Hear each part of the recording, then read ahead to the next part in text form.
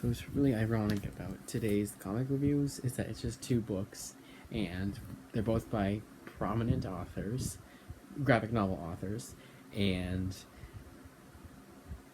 actually one of them it's an adaptation of his work.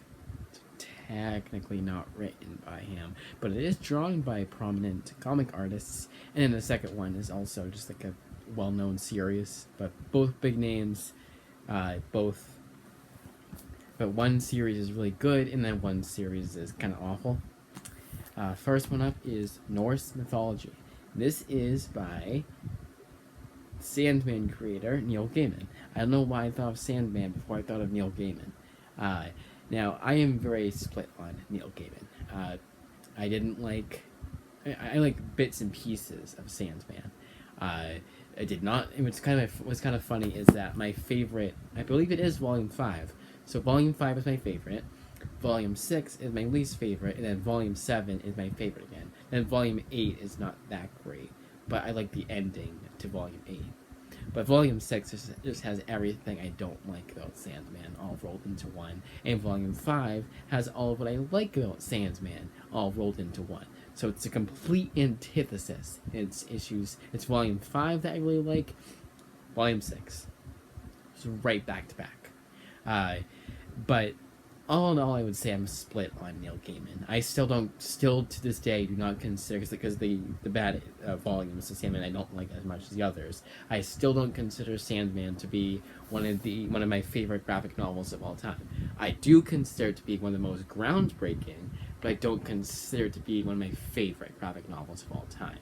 I would maybe in a top 20 list, I would put it as an honorable mention. But even then, that's a bit of a stretch, because of how much I've read since I've said that. So Sandman I'm not huge on, but Norse Mythology is a Neil Gaiman book that I really did like. So this is drawn by a whole bunch. I don't know if it's artwork. Drawn by a whole bunch of different artists. So you get like somewhat modern writers. No, he's still modern. I get like modern writers, artists. I say artists, I say writers, artists. This is all written by Neil Gaiman, but adapted by P. Craig Russell. So he just kind of brought it to the graphic novel medium. He probably did adapt some certain things, like some things that didn't need to be explained yet. I'm sure he deserves the adaptation credit, obviously. But it's created and originally written by Neil Gaiman. But it is drawn by a slew of artists. You have some... They're all classic artists. We have some more modern artists, like Mike Mignola. And then you have, like, absolute powerhouses, like Jerry Ordway. Then you have David Rubin, who is definitely more modern. I almost say more modern than Mike Mignola, but I could be wrong. Then Pierre Kowalski, Jill Thompson, Dave Stewart, and then the two names at the bottom I don't recognize as much. Kind of a bit of a spark in my brain. It's like, I kind of recognize those names, but not really. I couldn't tell you what either of these artists have done previously. Whereas all these names, I can name other books they've done. Ironically enough, I think Dave Rubin and Dave Stewart were both working on Rumble at the same time with John Arcudi for Image. But this one was really damn good. So this is essentially Fables done, a modern take on Fables done right, or modern take on classic Norse mythology done right, where they take that language that is outdated in the terms of like someone that's reading it nowadays isn't gonna like they use big words. It's the words they use is like, don't even know what you're saying. They update that, but they keep everything else in that made these stories so classic to begin with. It's not just adaptations. I don't think it's adaptations of classic Norse mythology tales. I think it is their own thing, and this proved that P. Craig Russell and Neil Gaiman need to be on a Thor run ASAP, maybe not with the same artist, because I will show some of the artwork. I liked it here, but I think to put it in a modern Thor run, unless they're gonna go for a aesthetic of 80s comics, that 80s, if you go for a flashback aesthetic, I don't think doing that artwork would be the best. I think you need to get someone that's more modern artist. But all in all, really like this one. And I thought this would take me forever to read each chapter, and the first one kind of did. The first one starts out a bit slow because it introduces everything, so it wants to tell you who begat who, and I didn't give a shit. I was like, okay, I know my Thor lore because of the movies, because the smattering of Thor comics I've read over the years.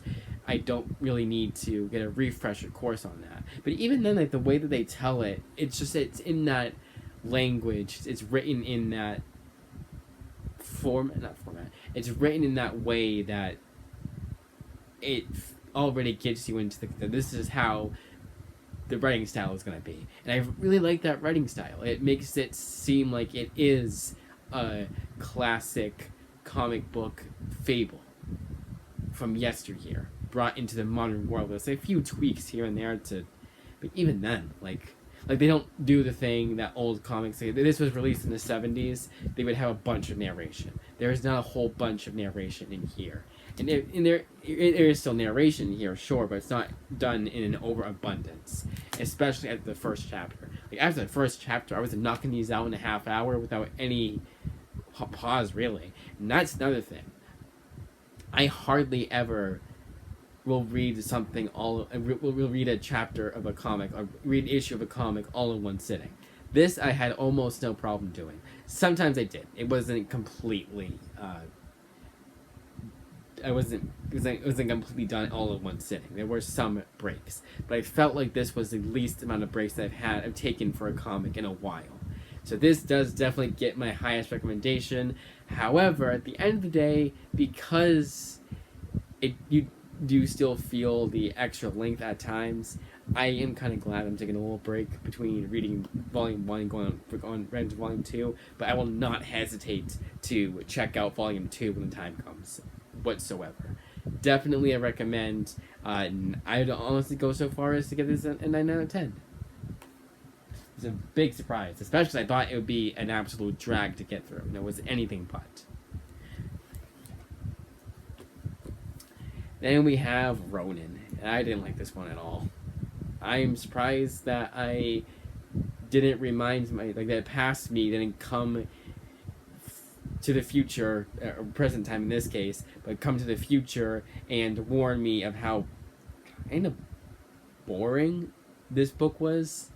It's just a complete mess, and if it's 48 pages each, and if it weren't for the pacing, because there's a lot of action, a lot of like panels just without any dialogue, and there's entire like 2-page spreads without any dialogue. And if it weren't for that, I definitely would have dropped this after one chapter. I almost did. I keep saying chapter. I say issue. I would drop this after the first issue. I almost did. Honestly, I own the first issue of Ronin thanks to a subscriber, thanks to an Instagram follower of mine, and I should have just read that ahead of time and then been like, okay, all I needed was that. But this just such a mess, and this comes from 80s Frank Miller. Now, I will give it this. If this came out in the modern day, I would understand the hype, because this definitely has some things going for it. Again, the pacing is really good because there's a lot of like action and just entire pages of panels without dialogue whatsoever. But I was just ready to be done with this after the first chapter, and I almost did drop this. I read 2 chapters one night, and I put it to the side. I was like, I got too much other shit to read, and then I realized the next day, wait, no, I don't. So I put this back in there, and I'm glad I did. I'm glad I finished it, and I can see where the inspiration behind. I don't know if this was actually what inspired Samurai Jack, but I can understand where this would inspire Samurai Jack. And hey, I'm glad it exists, so we got Samurai Jack. Even though I haven't seen Samurai Jack, I just know it's a really good TV show. No, anyway. And now I do really want to watch it. I'm gonna make it an effort to get on Samurai Jack. But all in all, I would give this a asterisk out of 10. I think it is unfair to give it a rating based purely off the fact that maybe I wasn't in the right mood to read this. I've read this a few times, so whatever rating I gave it last time, that's the rating I will give it this time. I'm going to be fair, but even then, the more and more I'm thinking about it, it's just like, well, this is Frank Miller. He wrote this presumably around the time that he wrote his Daredevil run. Like, yeah, Dark Knight Returns I'm also not super crazy about, but that's different. And honestly, that has worse pacing than this does, because all those fucking news segments. Even I honestly, I think more than me just hate it. I think more than there's more people than me hate it. Like, there's a good amount of people that hate it also.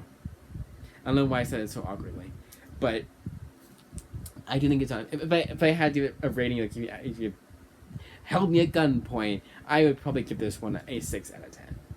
And everyone just pulled the trigger, so I'm gonna end the video now.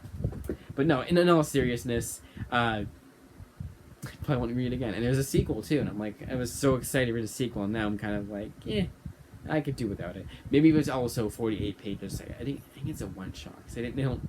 I could be wrong. I don't know. But my impression was that it was just a one shot, and I don't know why I thought that.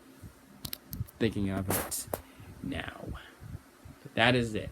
Still an 11-minute video, so I feel like it was still satisfying even when I only reviewed 2 comics. That is it.